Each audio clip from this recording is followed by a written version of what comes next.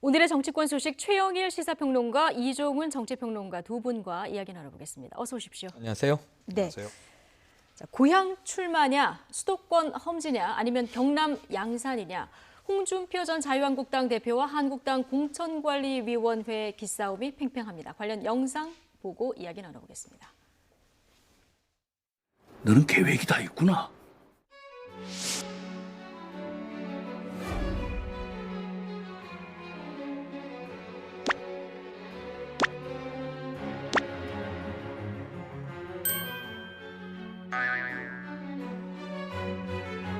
홍 전 대표 손을 잡고 서울로 가려고 했지만 설득하지 못했다고 말했습니다.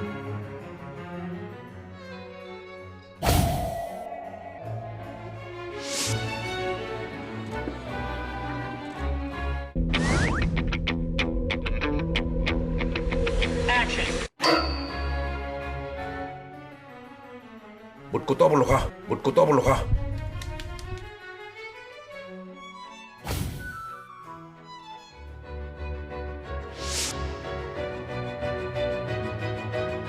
어려운 PK 상황을 예명하기 어려워서 결심을 하게 되었습니다.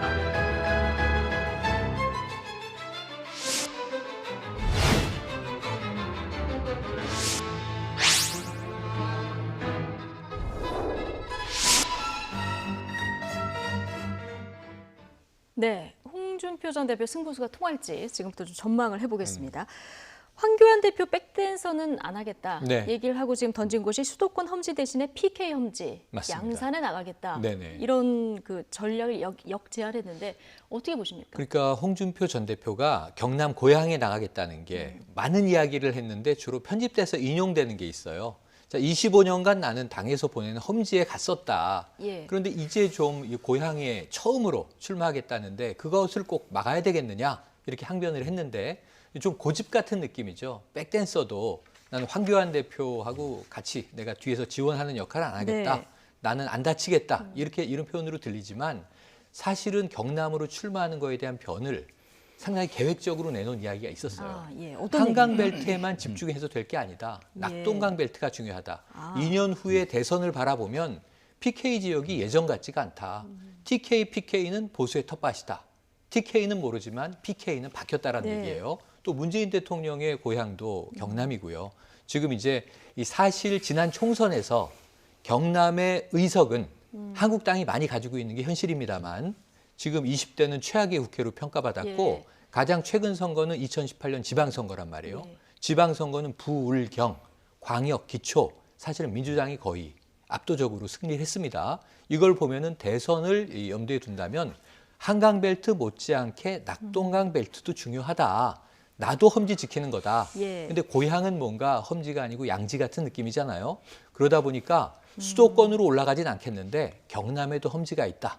그게 이제 문재인 대통령의 본가가 있는 양산이다. 예. 그럼 내가 그곳을 지키마 하고 일부 조정을 한 거고 전 이거 이 한국당 공관위가 안 받아들일 줄 알았어요. 네. 그런데 그런데 김영호 반응이- 위원장의 기류가 예. 조금은 바뀌는 것 같습니다. 알겠습니다. 자, 어쨌든 공관위는 지금까지는 종로, 동작, 광진, 동대문 이런 곳 쭉 묶어가지고 이제 한강벨트 수도권 험지 중심으로 선거를 치러보자. 뭐 한강벨트 지금 말씀하신 대로 그런 얘기까지 나왔는데, 자, 이 홍준표 전 대표가 지금 역제안을 한 이 제안에 대해서 일단 어떻게 보십니까? 글쎄요, 이게 저는 잘못한 선택이 아닌가 싶어요. 어, 그러니까 본인이 메인 댄서가 될 기회가 있었잖아요. 그러니까 황교안 대표에 앞서서 종로 출마하겠다라고 먼저 선제적으로 치고 나왔으면 되는 거죠. 종로에 예. 자, 그런데 뭐 안 나왔어요 그때. 네. 그런데다가 지금 계속 양지만 찾아다니는 그런 모양새를 지금 취하다가 어쩔 수 없이 절충안을 택하는 예. 뭐 이런 식인데 그래도 결국은 뭐냐면 그 당선될 가능성이 가장 높지는 않지만 그다음 차선책을 선택을 한 이런 상황이 돼버린 예. 거예요. 그래도 양산도 뭐 한국당 입장에서 보면은 험지라고 볼 수 있잖아요. 뭐 그렇게 볼 수는 예. 있겠는데 그래도 상대적으로 뭐 수도권에 비해서는 훨씬 환경이 좋은 거죠. 예. 당선 가능성이 높은 거고. 자, 이 홍준표 전 대표가 늘 잘한 말이 있잖아요. 예, 개가 짖어도 열차는 달린다. 예, 그 자기는 뭐 그냥 뭐 하여튼 뭐 무서워도 굴하지 않고 예. 그렇게 언제나 이렇게 앞장서 나가고 예. 그렇게 호기롭던 홍준표는 어디로 사라졌느냐 하는 거예요. 일단 뭐 금배지 달고 보자. 뭐 이거에 이제 목적이 있는 것 같은데 여기서도 지면 어떻게 되는 거죠? 그러면 글쎄, 제가 홍준표- 보기에는 정치적인 인생은 거의 예. 끝나는 거다라고 봅니다. 홍준표 전 대표는 배지 달고 일단 대권 노리는 거 아니겠습니까? 예, 그런데 여기서도 지면 어떻게 되냐는 얘기예요. 예. 차라리 수도권 험지 뭐 당에서 막 이렇게 요구하는 그 요구를 선뜻 받아들이고 출마해서 떨어지면 네. 그래도 기회가 있는데요. 네. 이런 식으로 해가지고 양지 찾아가서 출마했는데도 떨어지고 나면 네. 앞으로 영원히 기회는 없는 겁니다. 예. 저는 홍준표답지 않은 결정이다. 아. 이렇게 생각을 합니다. 근데 어쨌든 지금 던졌고요. 앞서 김영호 공관위원장의 네. 기류가 좀 변했다 얘기를 해주셨는데 이종훈 평론가 보시기에는 일단 절반의 수확이다 김영호 공관위원장 입장이 여기까지는 왔거든요. 받아들일 거라고 보십니까? 근데 저는 이 김영호 위원장도 이건 잘못하셨다라고 생각합니다. 이 발언을. 그러니까 굉장히 지금 단호하게 하시겠다라고 말씀을 하셨잖아요. 황 대표의 종로 출마까지도 관철시키셨잖아요. 예. 그러면 다른 후보자들, 다른 중진급들도 다 승복하게 만들어야 하는 겁니다. 그래야 앞으로 진행될 그러니까 혁신공천에 힘을 받을 수 있는 거고요. 그리고 또 다른 중진들을 뭐 관리 또는 제압도 해나갈 수 있을 텐데 이런 식이 되면 아마 중진들이 다 이런 식으로 아마 해법을 찾아 나설 겁니다. 절충안을 다 찾아 그렇죠. 나오면 그럼 방법을 아마 힘들어질 이게 거다. 감당이 안 될 수준이 될 수도 예. 있다 이렇게 생각합니다. 아마 조만간 홍준표 전 대표, 뭐 김태호 의원까지 해서 아마도 곧 이 출마 지역이 결정이 될 것 그렇죠. 같아요. 어떤 결정이 내릴지 좀 저희가 주목을 해봐야겠습니다만은 어쨌든 경남 양산이 문재인 대통령의 사저가 있는 곳이고요. 그리고 친문 핵심이라고 할 수 있는 김두관 의원이 네, 이미 네. 출사표를 던진 곳이라서 맞습니다. 만약에 공관위가 받아들여서 이 빅매치가 성사가 된다고 네. 하면은 이번 총선에 어떻게 보면은 굉장한 관심주로 부상이 되는 거죠. 차기 대권 주자인 이 이낙연 전 총리와 예. 황교안 대표의 종로, 정치 1번지 종로가 차기 대권을 향한 빅매치라면 네. 이거 수도권 승부수죠. 경남에도 승부수가 생기는 셈이에요. 양산을 해서. 예. 자, 김두관 사실은 전 지사도 김포에 지역구가 있고 김포에 또 재선을 위해서 나오려고 했는데 당이 차출한 겁니다. 그러니까 어찌 보면 역으로 지금 여당은 수도권 중진을 빼서 경남으로 투입을 하고 있는 상황이고 지금 홍준표 전 대표를 한국당은 경남에서 빼서 수도권으로 이제 이동시키려고 하는데 그게 잘 안 되고 있는 거고. 네. 근데 여기도 나름 빅매치예요. 의미가 굉장히 커요. 저는 아까 이 박사님 해석에 일견 동의하지만 예. 홍준표 전 대표의 상황이 그렇게 넉넉하지가 않다. 이분이 지금 뭐 계속 이 언론에는 다뤄졌습니다. 홍준표 전 대표의 한마디 네. 메시지들이. 하지만 지금 보면 정치인이라고 봐야 하나? 지금 유튜버잖아요. 유튜버. 굳이 이제 현직을 따진다면. 그러니까 이 정치의 외부에서 이 어찌 보면은 좀 개인 미디어로 평론하고 있는 상황이에요. 예. 근데 차기 대권은 다가오는데 본인은 지금 이 장외에 있기가 싫은 겁니다. 그러니까 장내에 들어가야 되는데 수도권 험지에 차출한다는 건 홍 전 대표 입장에 생각을 해보면 황교안 대표가 나를 제거하려는 것이구나. 어찌 보면 총알바디로 예. 한강 벨트에서 쓰려는 것이구나라고 인식했을 거예요. 백댄서 이야기도 나오고 종로 출마하면 멋있죠. 근데 떨어지면 의미가 없잖아요. 그러니까 사실은 자기 자신은 한번 해볼 만한 곳을 찾는데 경남 여긴 내에서 가능성이 어느 정도 있다. 네, 이렇게 고향은 판단했다는 가능성이 얘기죠. 높다고 본 예. 거고 컷오프 안 된다고 얘기했잖아요. 어디 네네. 놔도 난 1등이야 이런 얘기를 했잖아요. 그런데 사실 그것은 좀 허세로 보여지고 양산을 정도면 해볼 만한데 지금 이제 이 김두관 전 지사와 예. 사실은 이 저 홍준표 전 대표지만 네. 또 전 경남 지사기도 합니다. 두 사람 다 경남에는 조금 리스크가 있어요. 지사직을 끝까지 완수 못했어요. 그러한 이제 공통점도 있습니다. 한번 붙어보면 아주 흥미로운 네. PK 지역의 명승부가 나오지 않을까 기대해 봅니다. 네, 일단 한국당 공관위 결정이 먼저 나와야 되니까요. 나와야죠, 이것도 나와야죠. 좀 지켜보도록 하고요. 민주당의 이번 총선 전략을 보면 서울에는 지금 이낙연 전 총리 중심으로 이렇게 선거 전략을 세우고 강원도에는 또 이광재 전 지사 그리고 호남은 뭐 임종석 전 비서실장 아직 수락은 안 했습니다만 얘기가 나오고 있고 경남은 이렇게 김두관 지역마다 지금 대선 주자급으로 거론되는 인사를 선두로 내온 이런 모양새거든요. 그런데 한국당은 지금 대선 주자급 인사들을 좀 험제 내보내는 이런 전략이란 말이죠. 네.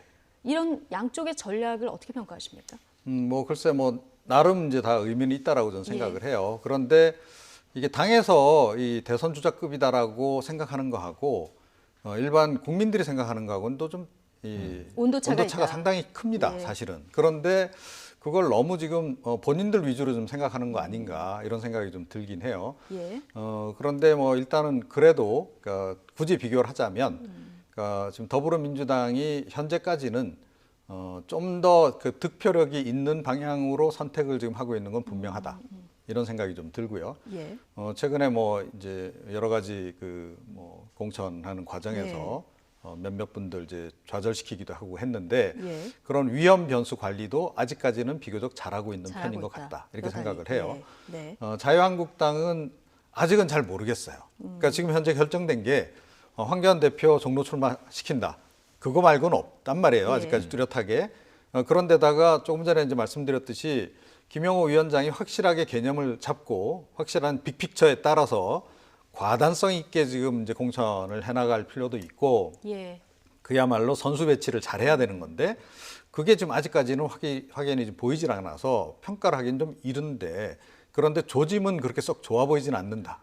예. 그러니까 조금 전에 홍준표 전 대표 사례를 제가 말씀드렸습니다만 약간 좀 잘못 흘러갈 수도 있는 거 아닌가라고 하는 우려가 조금 드네요. 네. 예.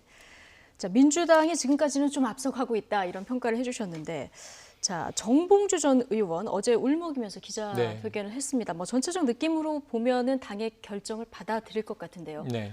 그런데 문제는 지지자들 중심으로 정봉주 전 의원이 금태섭 의원 지역구에 네. 이제 출사표를 던지겠다 이런 얘기를 하지 않았었습니까? 그렇죠. 금태섭 의원 제명 시위를 하고 있습니다. 네, 네. 그러니까 이제 좀 이 지지층의 분포가 넓죠. 민주당은 당내 스펙트럼이 129석이기도 한데 사실은 제가 보기에는 온건 보수부터 뭐 아주 급진적인 진보까지 스펙트럼이 넓어요. 그러니까 네. 민주당을 그냥 진보 정당이다 이렇게 규정하기도 쉽진 않아요. 근데 그 안에서도 조금 지난번에 이 김진표 의원을 국무총리로 이제 아마 낙점할 거라는 이야기가 나왔을 때도 반대 여론이 지지층 내에서 꽤 있었어요. 그래서 네. 사실은 지금 정세균 이 총리하고 롤플레이를 좀 했어요. 그러니까 그런 것과 비슷하게 정봉주 전 의원의 경우에도 아주 선호하는 이제 정말 골수 지지층이 있는가 하면 예. 또 이제 이번 선거에선 도움이 안 되겠다라고 보는 시각도 있는 거예요. 그건 현역 의원들조차도 정봉주 전 의원을 경선에는 그래도 붙여서 뭐 유권자들 판단에 맡겨야 되는 거 아니냐라는 의견도 적지가 않았는데 예. 당 지도부는 1점 부정적인 대목이 있다면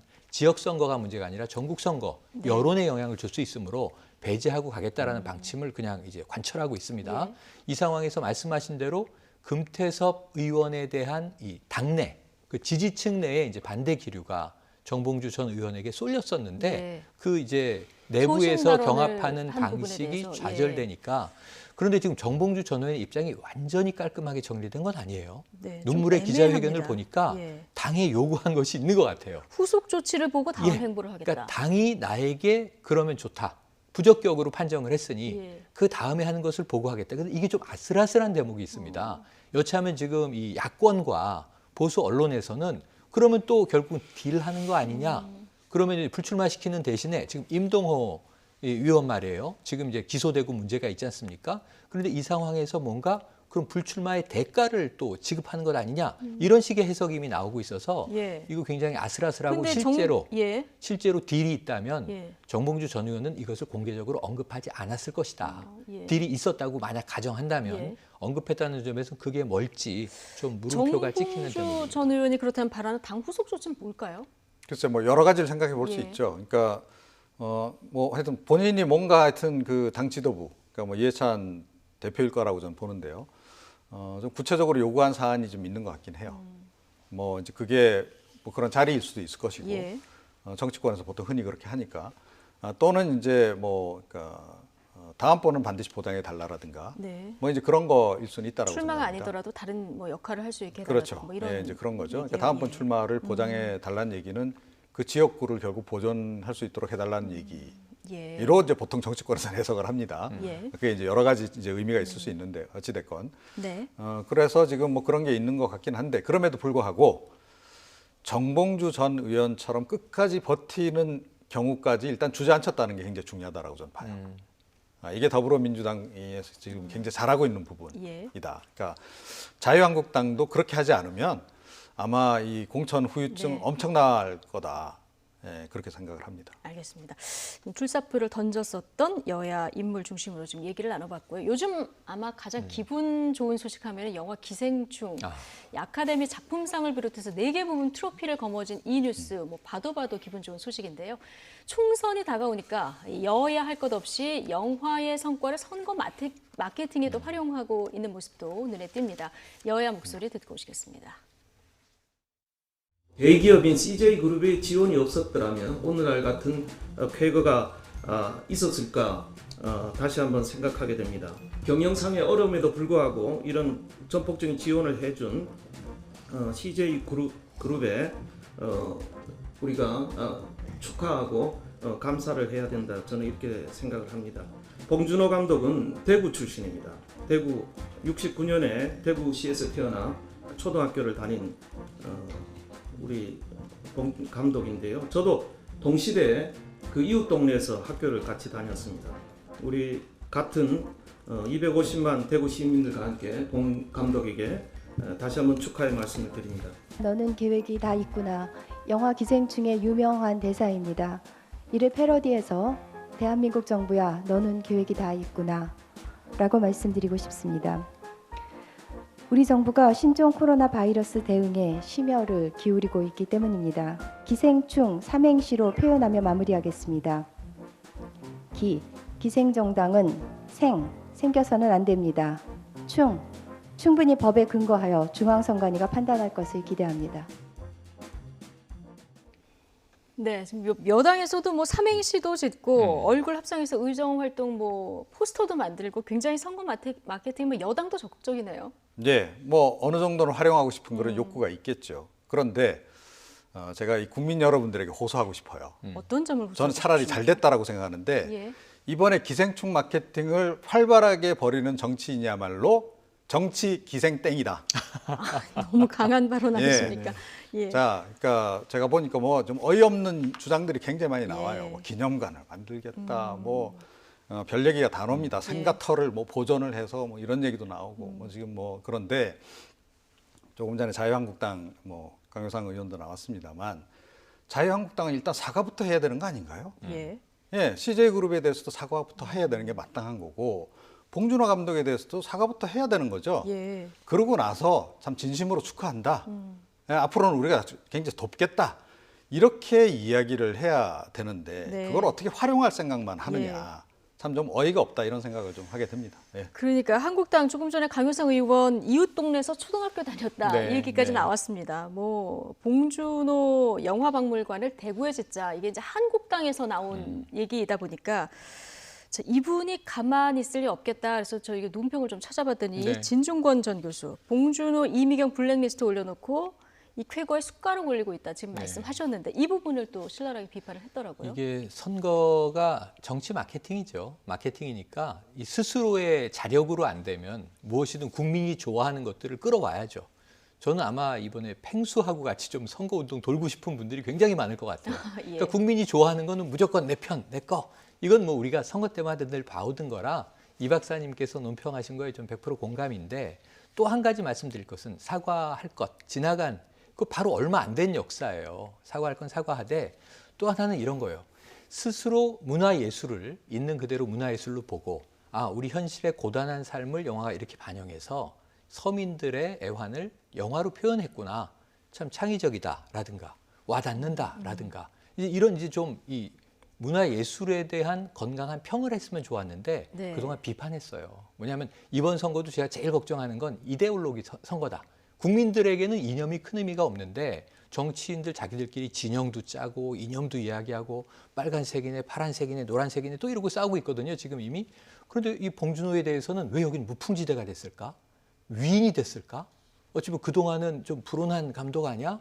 저 사람 좀 저 좌파적 시각 가지고 있는 감독 아니야? 좌파 맞아요. 봉 감독은 스스로 얘기를 했어요. 저분은 박찬욱 감독하고 같이 민노당원이었던 분이에요. 정치적 성향으로 본다면. 본인이 당당하게 얘기를 했습니다.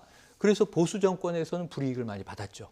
근데 왜 지금 저렇게 마음 놓고 환호하냐면 봉 감독에 대한 시각이 바뀐 게 아니라 오스카상을 4개를 거머쥐었거든요. 네. 미국이 인정하면 인정하는 이 행태. 전 이거 문화 사대주의 아닌가 하는 생각이 들어요. 스스로 좋다 나쁘다 이야기하실 수 있는 정치인들의 문화적 식견은 유럽 사회에서는 아주 중요합니다.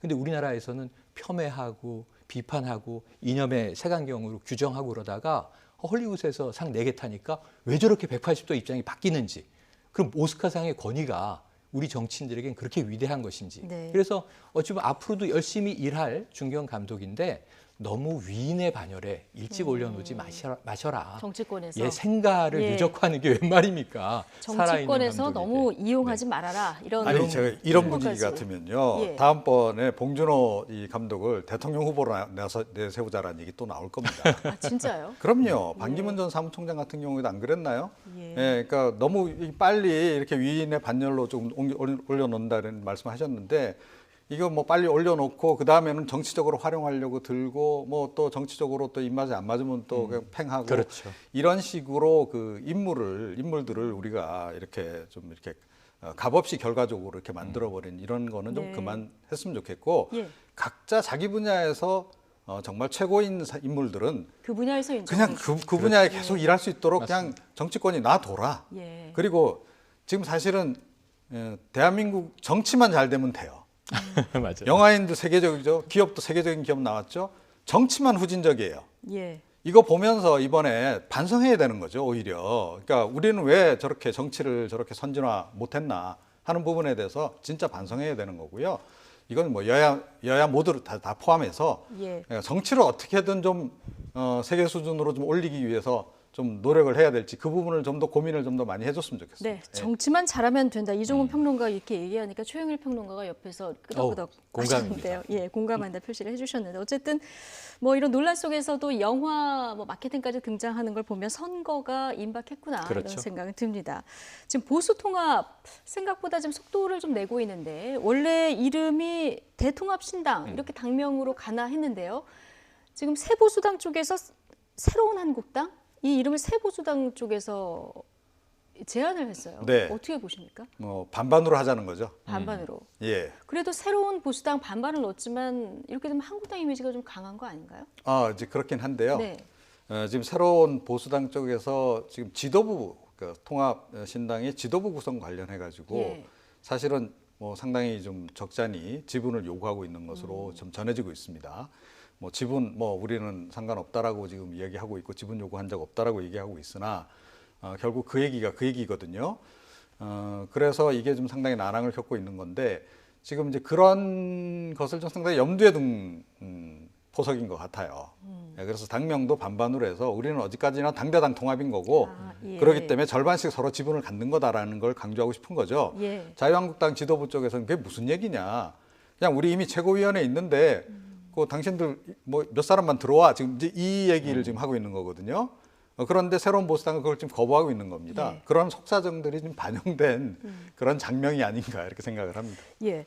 지금 어쨌든 통합보수 쪽에서는 문재인 정부하고 1대1 구도 이렇게 가려고 지금 선거 그 판세를 짜고 맞습니다. 있는 상황 아닙니까? 그런데 안철수 전 의원, 이 보수 통합 쪽에는 선거연대도 안 하겠다 이런 네. 입장을 했는데, 지금 1대1 구도는 필패다 이런 얘기를 했습니다. 이 그렇죠. 얘기에 대해서는 어떻게 보십니까? 전 그 공식이 잘 이해가 안 돼요. 왜 1대1 구도가 필패인지. 제가 그걸 지금까지는 여쭤보는 거예요. 예, 지금 1대1 구도를 만들기 위한 노력을 어느 선거나 해왔어요. 저는 이 새로운 한국당이라는 이름은 굉장히 다양한 의미가 담겨 있는 걸로 예. 봐요. 왜냐하면 92년 대선으로 가보면 예. 그때 3당 합당이 있었어요. 신군부 민정당, 또 그 박정희 정권의 공화당을 계승하는 그때 김종필 총재, 그리고 여기에 민주 세력의 김영삼 후보, 이게 세 당이 합당을 해서 신한국당을 만들었죠. 네. 그때를 다시 한번 복귀하는 거예요.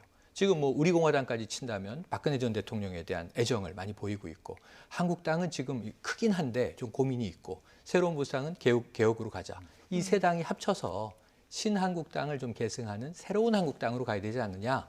그 3당 합당의 의미 같은 것. 그럴 때 우리가 이겼다. 근데 여기서 지금 중도 소통합도 이루어지고 있잖아요. 이번 주에 급물살 탈 것 같습니다. 근데 안철수 전 대표만 혼자 예. 지금 바른미래당하고도 결별하고, 예. 그 어찌 보면 국민의당과 결별하고, 이름은 의만 빼고 그냥 국민당. 그런데 이게 안철수 신당인 셈이죠. 네. 그런데 이 1대1 구도는 필패다라고 하면 그럼 본인이 지금 체급이 굉장히 강해져야 되거든요. 남은 시간 불과 한 달입니다. 예. 그래서 이 지금 1대1은 필패다라고 한다면 본인이 이것을 야권에 반문연대를 필승으로 만들어낼 수 있는 전략이 지금 안 보이면 한 달 후에도 안 보이는 거예요.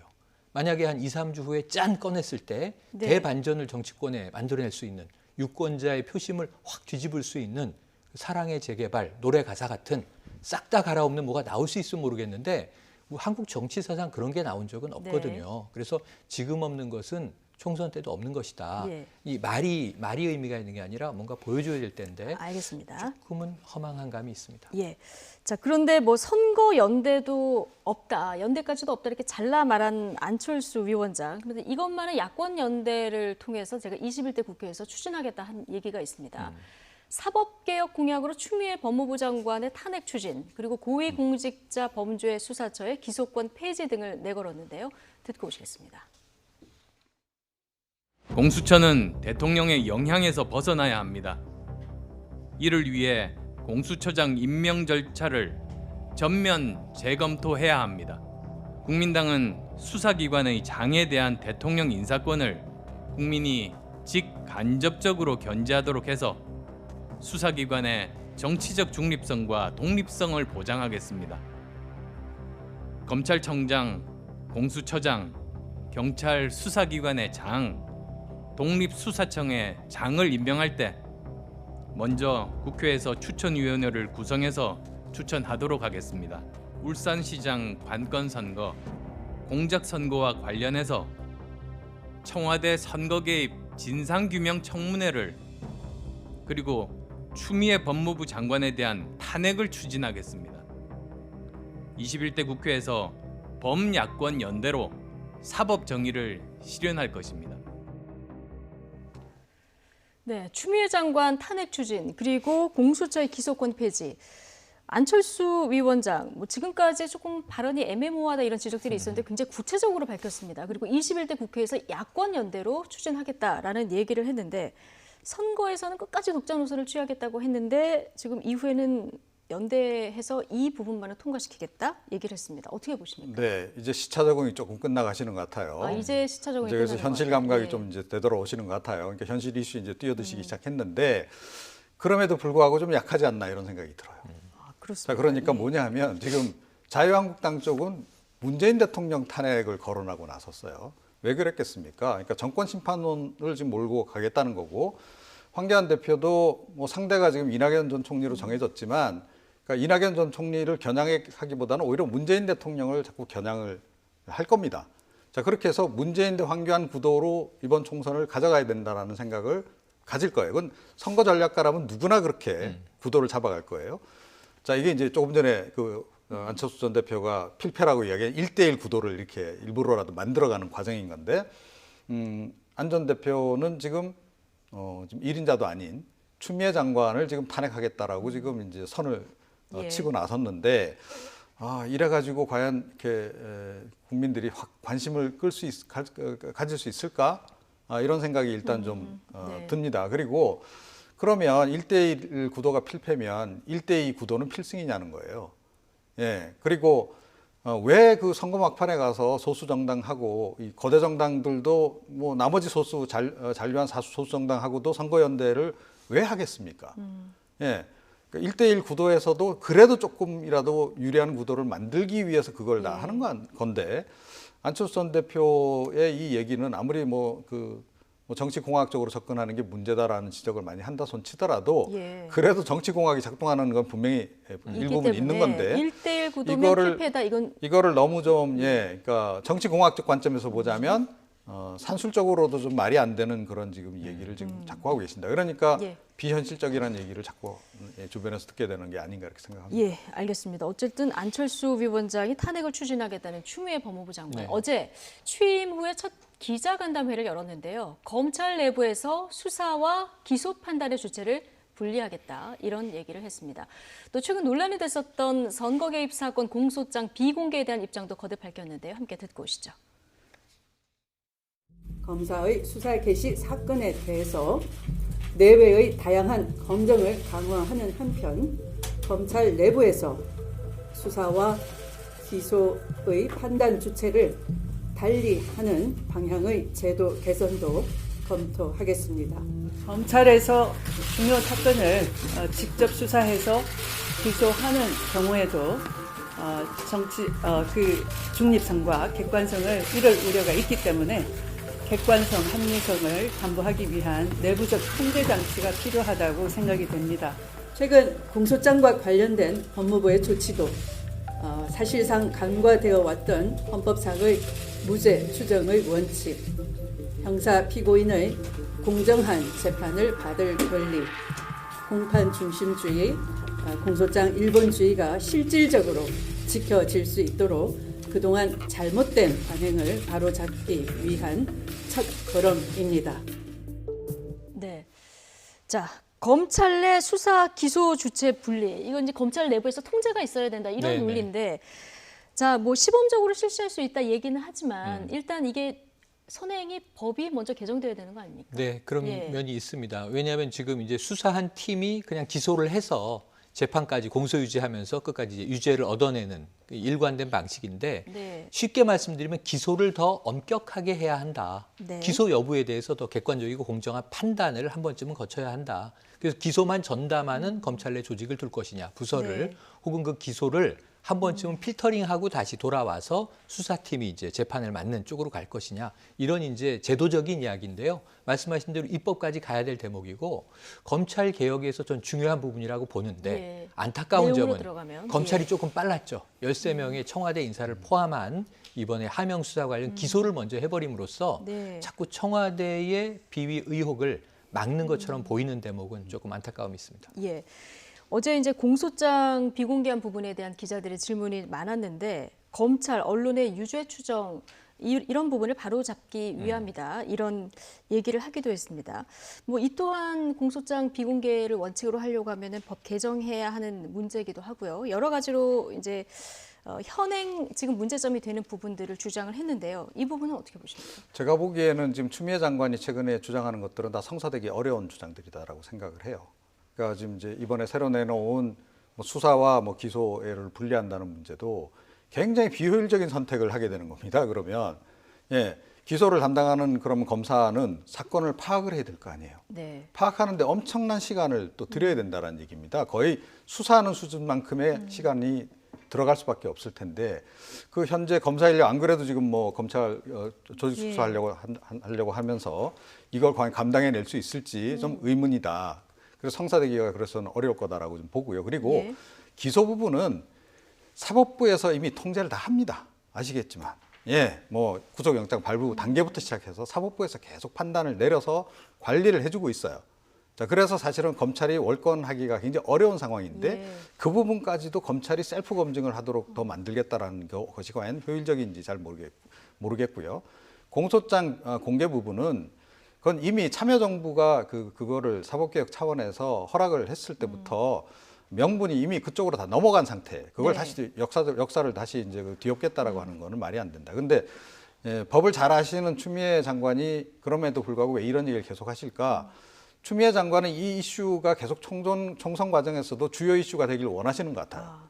그래서 본인이 계속 어제 청와대 사무실들이 입장을 낸 것도 같은 맥락입니다. 정치적인 그 중심에, 화제의 중심에 계속 본인이 서겠다라고 하는 그런 자기 정치적인 의도가 오히려 더 강한 거 아닌가 저는 그렇게 생각합니다. 그렇군요. 그럼 이게 좋은 총선 전략인지 아닌지 이건 그건 아무도 모르겠습니다, 모르는 사실은. 상황이고요. 예. 알겠습니다. 오늘 두 분 말씀은 여기까지 듣겠습니다. 최영일 시사평론가, 이종훈 정치평론가 두 분과 함께했습니다. 고맙습니다. 고맙습니다.